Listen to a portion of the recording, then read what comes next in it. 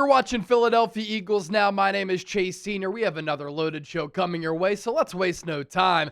Let's get to some NFL news that impacts the Eagles. We're going to start there. Vic Fangio talked to the media today and talked about the acquisition of the Eagles bringing back Brandon Graham as BG. Eagles legend came out of retirement officially today to announce that he's signing with the Birds and what Brandon Graham himself said about his decision. And let's begin here with topic number one. This is some NFL news that impacts the Eagles going into the NFL trade deadline, and perhaps it could impact the Philadelphia Eagles for the foreseeable future. Former ESPN SportsCenter anchor Trey Wingo tweeted this out. Now, usually he's not a newsbreaker by any means, but this tells me he's actually got some sources here. I'm not a newsbreaker. I don't really consider myself a big J journalist, but when I'm given some information to report, I will report that as well. And so for us in the media industry, and I look at myself as more of a broadcaster, a content creator, and a show host, an analyst, obviously we share opinions, we share insight, we share analysis, we get to some news, we get to some rumors. But when people do give us information to report, it's worthy of reporting. So my point here is that I don't think that Trey Wingo would get some of this intel and it would not be true, right? Obviously, he has some decent sources involved in the matter, and so he tweeted this out a little bit earlier on this Tuesday, October 21st.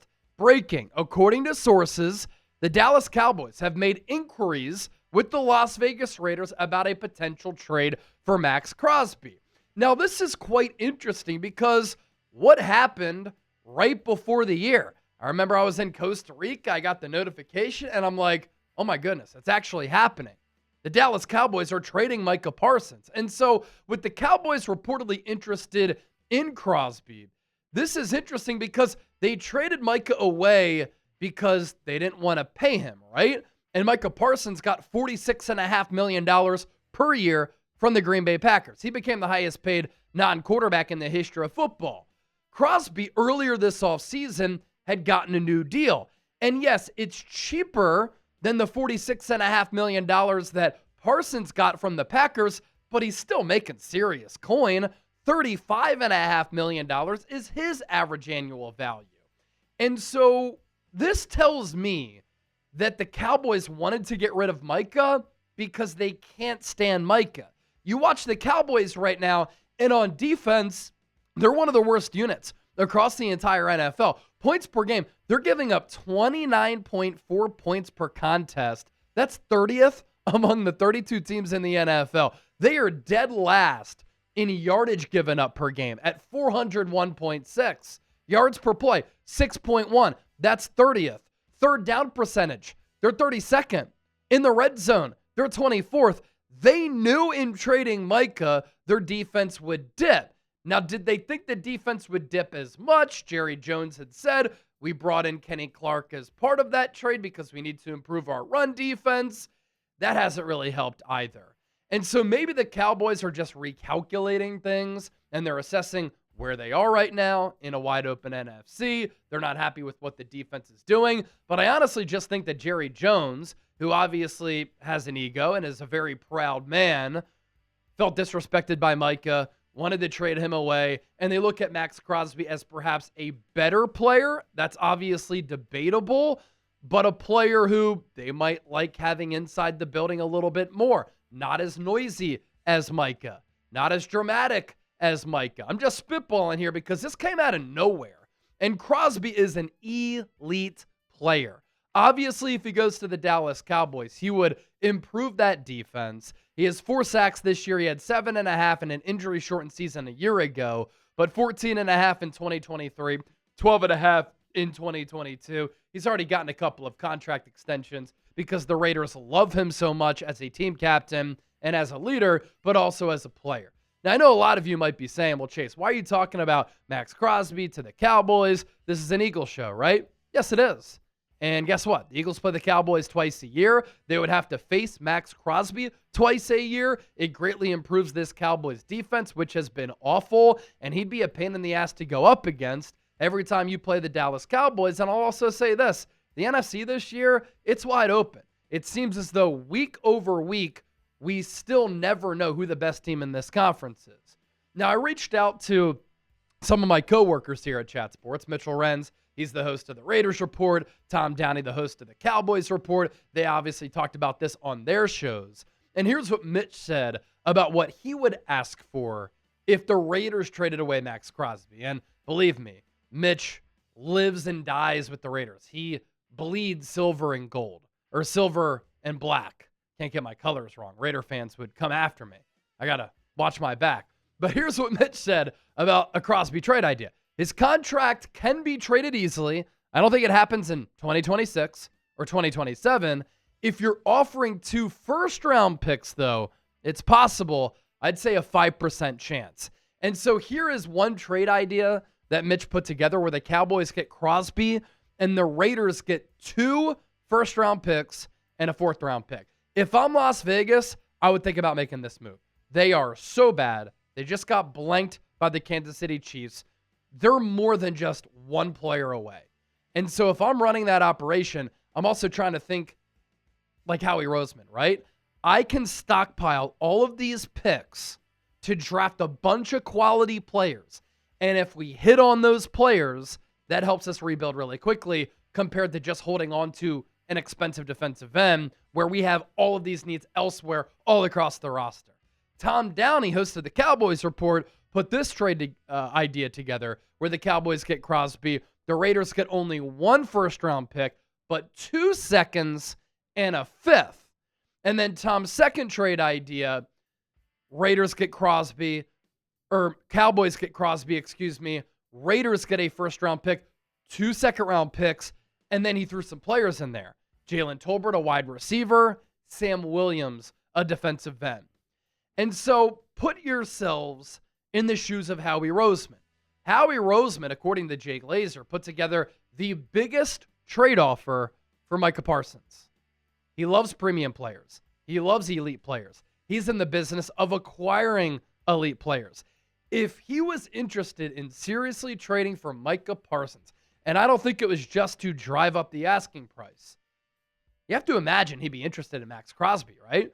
And so if you're Howie, do you put together an offer like that? If I'm the Raiders, that Mitch trade idea, that's what I'm asking for. I want 2 first-round picks and either a 2nd or a 3rd. And you hit on 3 of those picks, they fulfill a bunch of different holes on the roster, you can get that team on track.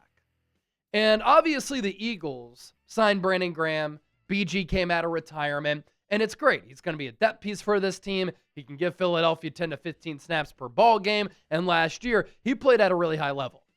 And I love BG. He can't be the only move to improve the pass rush. Do I think that Howie's going to trade for a star like Crosby? I don't think so. I think the asking price is too high. A player like Jermaine Johnson, a player like Bradley Chubb, I think that's more realistic. But this Eagles pass rush does need to improve. They have 11 sacks. It's tied for 25th in the NFL. They do have 142 pressures. That's tied for 5th. Vic Fangio is blitzing a lot. He's not known to be a defensive coordinator who blitzes a lot. You know why he's blitzing, though? Because he knows he has edges who can't win consistently. Pressure rate, almost 52%. That's 8th in the NFL. But the Eagles sack percentage, 4%. 29th in the NFL. Even lower than where they rank among all teams in sacks. What say you? Should Howie Roseman trade 2 1s for Max Crosby? I think that is the asking price. That's what the Raiders would be wanting. Tight T for trade, tight P for pass. As always, share your opinions with me. You always have a voice on this show, and you can treat the comment section here on YouTube like a Sports Talk Radio call-in line. Our sponsor for today's Philadelphia Eagles now, the legends at PrizePicks. You can be a legend if you sign up today, and if you do, be sure to use our link, prizepicks.com/CLNS. Join the millions of users and sign up today with America's #1 fantasy sports app. You pick, predict, play. You can get your picks in less than 60 seconds. It's easy to play. You choose more or less on 2 to 6 player stat projections, and you can win some big-time money. It just became available in the state of Pennsylvania as well. PrizePicks is also the only app that offers stacks, meaning you can pick the same player up to 3 times in the same lineup. You want to pick more on Jalen Hurts' pass yards, rush yards, and touchdowns? Now you can pick all of them in the same lineup, only on PrizePicks. Follow other PrizePicks players directly on the app and copy their lineups in one click. Whether it's a friend, a celebrity partner, or just somebody whose picks you like, hit the follow button and check out every lineup they create in the new feed tab on PrizePicks. How about a 4-pick power play for today's show? And let's go with some basketball action as it gets underway on this Tuesday night. Al Horford, more than 1.5 3-pointers made, playing for the Warriors now. Brandon Podjemski, more than 12.5 points for the Dubs. DeAndre Ayton, Lakers debut, more than 10.5 rebounds. Steph Curry, here's the special, more than a half point. He's going to find Twine. So download the PrizePicks app today. Use the code CLNS. Get $50 in lineups after you play your first $5 lineup. That's code CLNS to get $50 in lineups after you play your first $5 lineup. PrizePicks, it's good to be right. Here's what Vic Fangio said about Brandon Graham returning to the Eagles. We'll see. We'll see what kind of shape he's in, what kind of retention he has of the defense from last year. Shape comes in two forms. One, just your conditioning, but in football shape, to be in contact shape. So hopefully the sooner the better. All the way from the start, I was teasing him not to retire, all the way back to last February or March. So yeah, I've run into him. We've talked when he's come by. I always tease him about it to try to light that fire. And Vic Fangio talked about this all season. He talked to Brandon Graham and said, yo, you got some gas left in the tank. You can't retire. You're playing at too high of a level. And look, when you're a professional athlete and you've got one career, you got to make sure that you do empty the tank, that you don't walk away unsatisfied or having not accomplished what you wanted to accomplish or feeling as though you left something on the table, right? Joe Flacco talked about this going into that crazy performance he had against the Steelers last week.